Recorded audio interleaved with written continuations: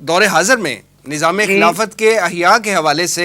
عالم کفر جو ہے وہ کیا کیا حربے استعمال کر رہا ہے اس میں رکاوٹ بننے کے لیے؟ اس وقت دنیا میں جو مغرب کا غلبہ ہے اور اس کے پیچھے یہود ہیں، اس میں بہت ساری باتیں ہیں جو آپ دیکھی جا سکتی ہیں۔ مختصراً میں یہ کہہ سکتا ہوں کہ آپ بھی اس میں غور کیجئے کہ مغرب نے پہلے بھاپ کا انجن ایجاد کیا 1769 میں،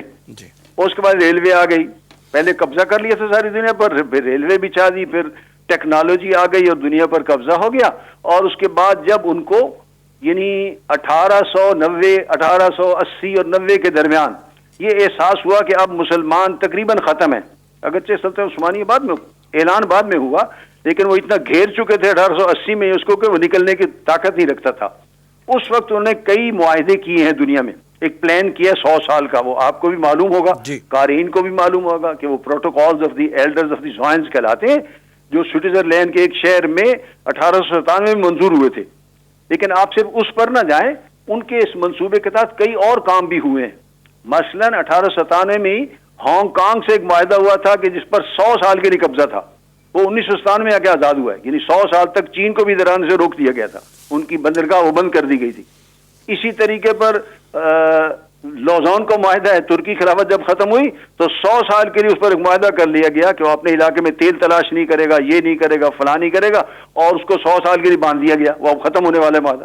سعودی عرب سے 1923 میں معاہدہ ہوا ہے، جو یہ ہندوستان میں انگریز جو تھے وائسرائے اس نے کیا تھا شملہ میں غالباً بلا کر، وہ بھی 2023 میں ختم ہو رہا ہے۔ یہ 100 سال کے کئی معاہدے ہیں، یہودیوں کے اپنے 100 سال کے پروٹوکالز ہیں۔ یہ گویا کہ ان کے سامنے تھا کہ مسلمان اب پس چکے ہیں، ختم ہو چکے ہیں، خلافت کو ہم نے ختم کر دینا ہے اور ہم نے اگلے 100 سال میں دنیا پر قبضہ کر لینا ہے۔ وہ دیکھیے، سب سے پہلے پریس آ گیا جس میں کتابیں چھپنے لگیں، دوسرے درجے میں کیمرہ ایجاد ہو گیا، تصویر آ گئی، پھر سینمے بنے، پہلے سینموں میں گونگی فلمیں آتی تھیں جس میں آواز نہیں ہوتی تھی، پھر متحرک فلمیں آ گئی، پھر اس میں آواز شامل ہو گئی، پھر ریڈیو ایجاد ہو گیا، پھر ٹی وی ہو گیا، پھر کلر ٹی وی آ گیا، اور اس کے ساتھ پھر دوسری ایجادات کے ساتھ میڈیا میں بہت سارے انہیں کمال حاصل کر لیے، اور کمپیوٹر آ گیا، موبائل فون آ گیا، اور وی سی آر آ گیا، اور اس کے ساتھ اب جہاں پر ہم کھڑے ہیں موبائل فون ہے اور اینڈرائڈ ٹیلی فون ہے، انٹرنیٹ ہے، اور ساری دنیا کے غیر مسلم تو جو کر رہے ہیں سو کر رہے ہیں، مسلمان نوجوان بھی ان کے ہاتھ میں۔ یہ وہ حربے استعمال کر رہا ہے کہ ہم مسلمان نوجوان ہمارے ہاتھ میں ہیں، بوڑھے بوڑھے لوگ جو ہیں وہ مر جائیں گے، ختم ہو جائے گا۔ ان کا منصوبہ یہی تھا۔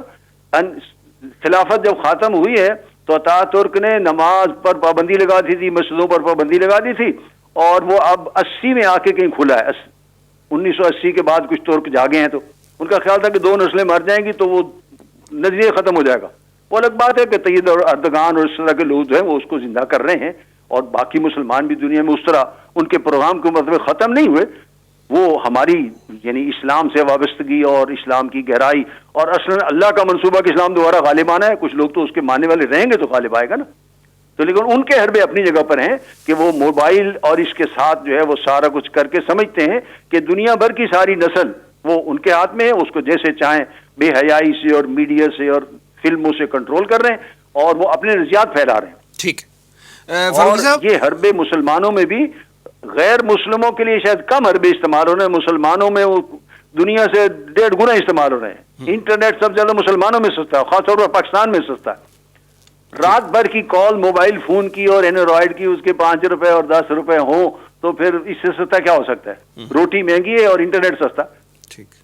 یہ مغرب کے طریقے ہیں، اور وہ انہوں نے دنیا میں مسلمانوں کو بالخصوص قابو کرنے کے لیے ہیں۔ اب 1 سال سے کرونا آیا ہے، دنیا بھر کے کاروبار تباہ ہیں، لوگ پیچھے گھروں میں بیٹھے ہیں، لیکن انٹرنیٹ مغرب جب وہ کما رہا ہے، اوور بک ہے، اب تعلیم انٹرنیٹ پر ہو گئی اور آن لائن کلاسز ہیں اور یہ ہے اور وہ ہے، سارے کام آن لائن ہونے، بینکنگ آن لائن ہے، اور ان کو گھر بیٹھے منافع مل رہا ہے۔ یہ ان کے حربے جو استعمال کر رہے ہیں مسلمانوں کو کنٹرول کرنے کے لیے۔